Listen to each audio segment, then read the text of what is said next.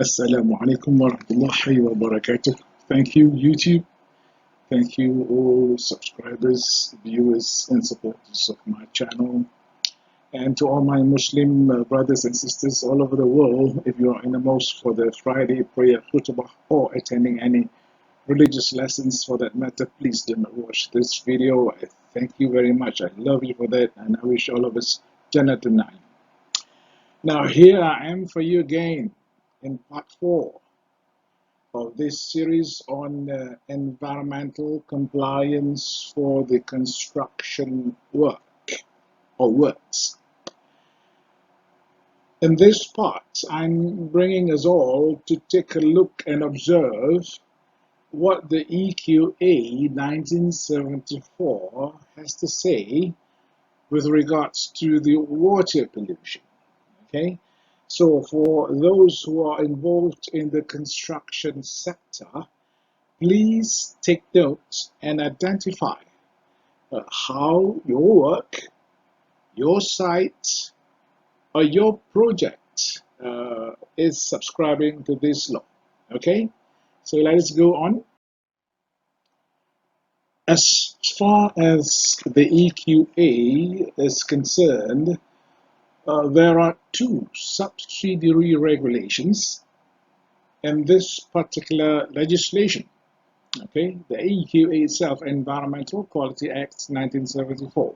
So these two legislations regulate water pollution sources, not just sources, but also stipulate standards. So how does they regulate water pollution? Number one, this law is doing it by determining who are subjected, and number two, by imposing specific discharge limits. So what have we here? So number one, the environmental quality, see, affluent regulation 2009, and the second one is sewage regulation 2009. Well, the question is, which of these regulation is the construction site or work be applicable or subscribing to? And why is that so? Or how is that so in legal terms? Okay, how do we subscribe in legal manner? Okay, let us find out. So what we do now is let's look at the main act, the Environmental Quality Act itself, section 25. What is it about? Restrictions on pollution of inland water. What is inland water? In those years, since the year 2000 when I began training all this, 96 in fact, I drew on the whiteboard. Some of you who have attended those training, I think could remember. I think by now you could be the senior manager or even general manager for the construction company or wherever you are. Okay, so what is inland water in short?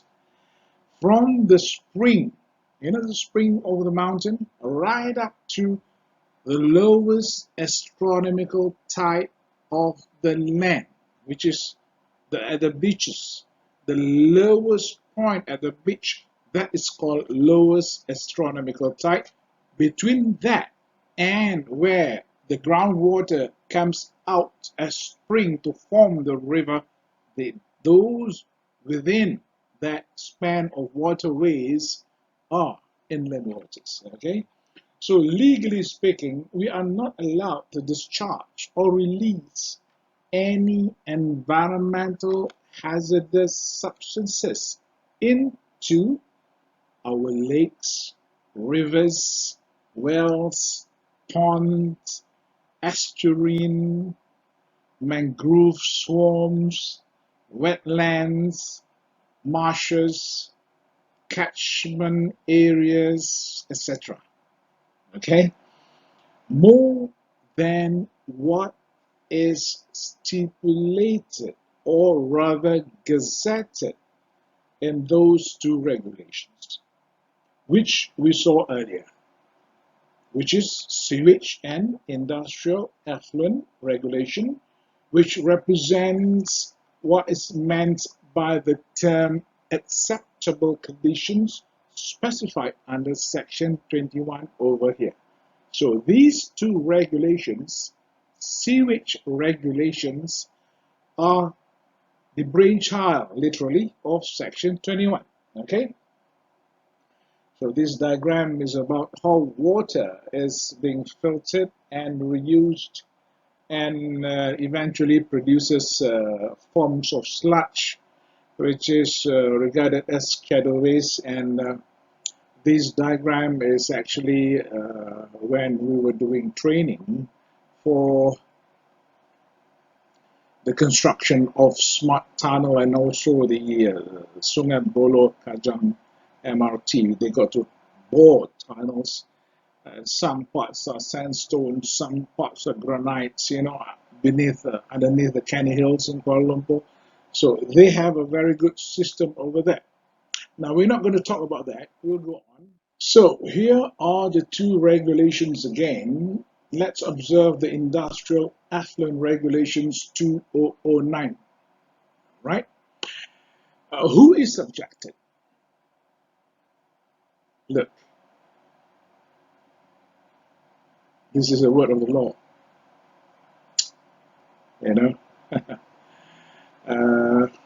Okay, look.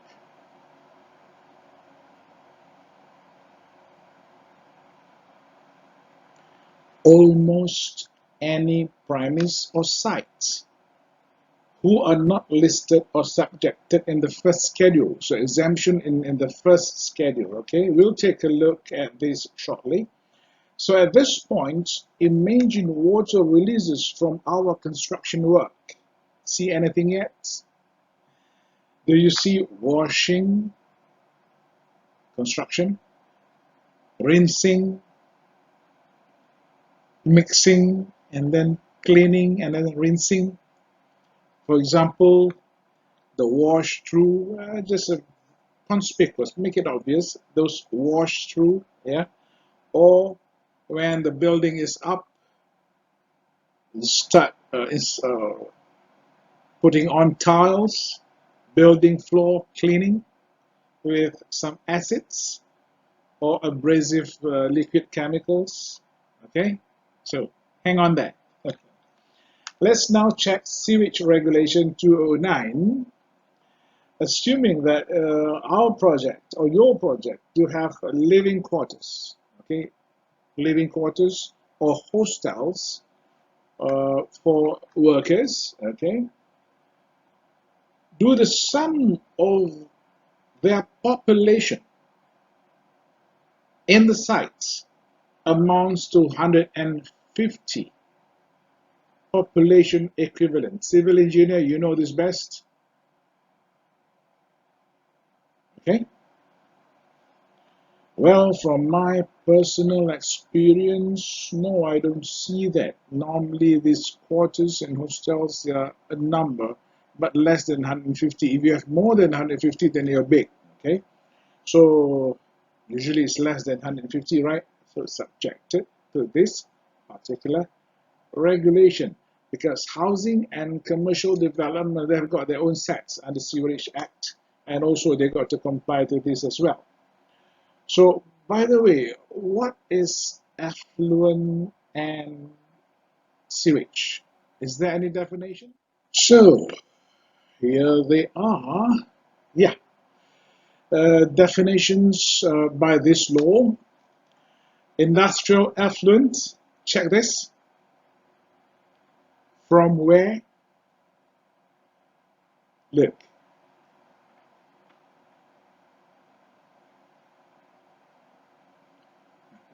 Hold on, eh? Look. We'll come to that, okay?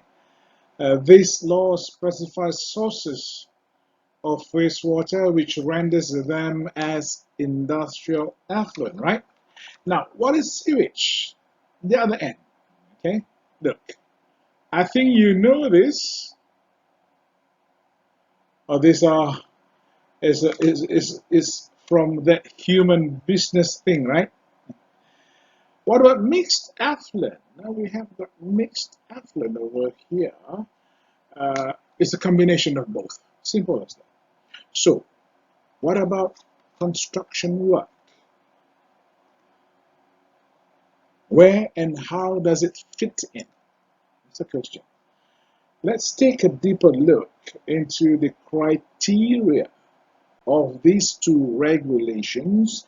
Then you conclude from there. Okay? Ring any bell? Sewage matters, workers' quarters, excuse me, staff toilets, construction sites. The 150 population equivalent benchmark. Okay, this is how the sewage releases from the construction sites is regulated. So I hope you got it. Okay. Well, it is by far an engineering inheritance, I would say, literally, that motor vehicles are using oil and grease. Why am I saying this? Take a look. Inevitably, our subcontractors' fleet of lorries working around the clock, apparently, are heavily lubricated or oiled or stained with oil. It could be lube oil, lubrication oil, or hydraulic oil, or even leakage of their oil sump, or leakage of their diesel sump or diesel tank, okay, or connectors, or pipings, etc., whereby when they roll in or into this particular wash through, okay, oil residues enters the wash through, right? Okay, water pits, which upon displacement as another due to repeated rollover by subsequent vehicles or lorries may be overflowing out of this wash through and wash through, okay, and enters or drips into the adjacent waterways or monsoon drain or ditches. That's one thing. Up in the air, so we are flying now.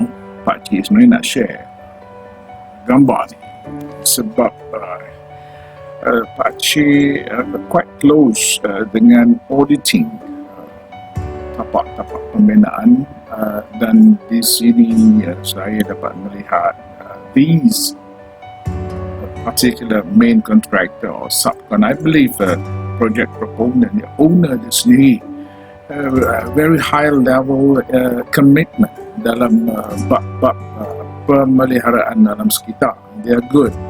Saya tengok dia buat retention pond yang besar, yang cukup dalam. Pasal saya pernah mengajar dulu tahun 2004 sampai 2009, 2011. Saya cakap retention pond, you got to make it deep. Kena ada masa untuk retention time for particle to come down. Dan di sini saya tengok wash through ni, saya rasa air dia overflow masuk ke dalam retention pond, that is okay.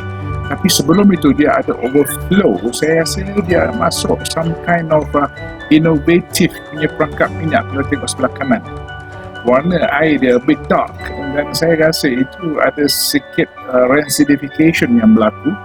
Mungkin itu sejenis oil trap yang, well, engineer, you can design all this. So congratulations. So atas dasar itu Pakcik nak share gambar ni. So let's take a look.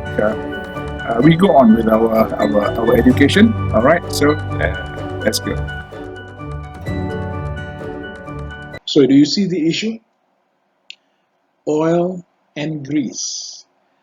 Well, and probably some associated trace inorganics or even metals from the engine itself, from the combustion chamber, leaks out, additive of the fuel, additive of the lube oil, etc. You name it. You know better than I do, I believe.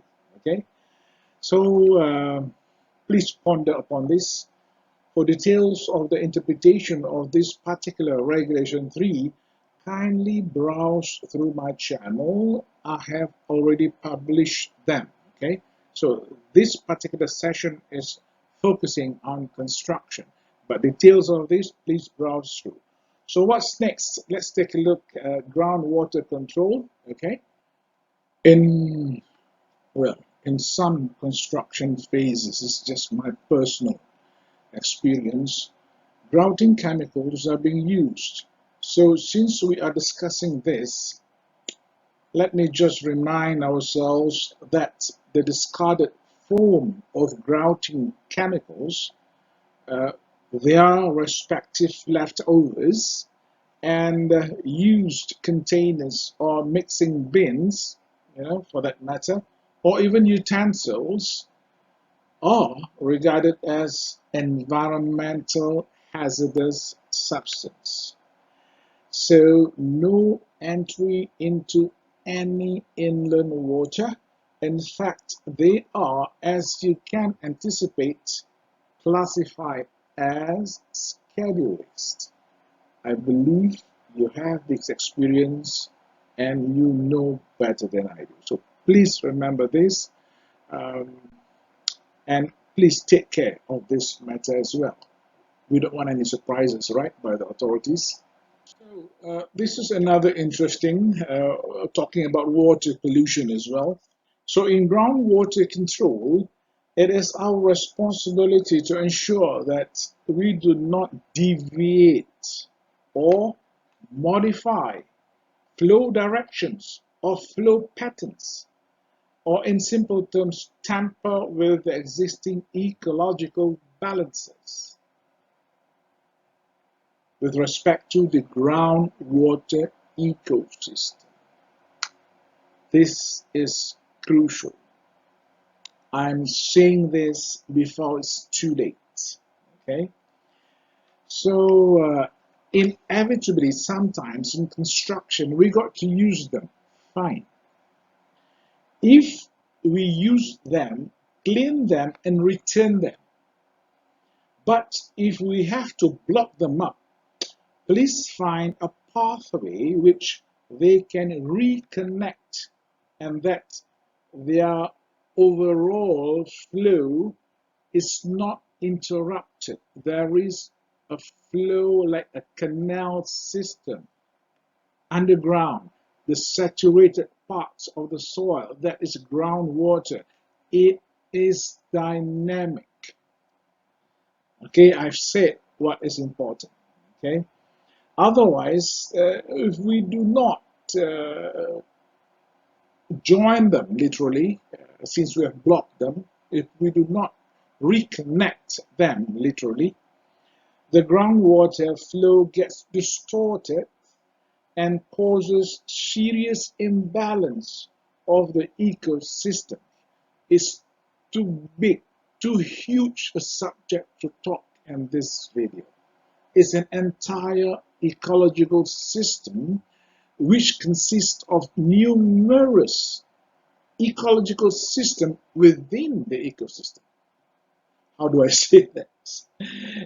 And when we do any interruption, they will usually react. All right? And when they react, we suffer. Okay? So please take note of that. So, all right, for this video, I guess. And in the next video, I hope to see you for this Environmental Quality Act on schedules in brief, to give you a good idea, because my purpose of doing this video is to get into best management practices for construction.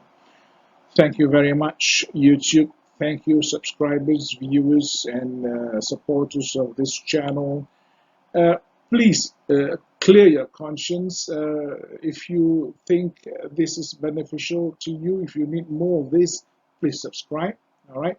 And I wish everybody, until we meet in the next video, Assalamu alaikum wa rahmatullahi wa barakatuh.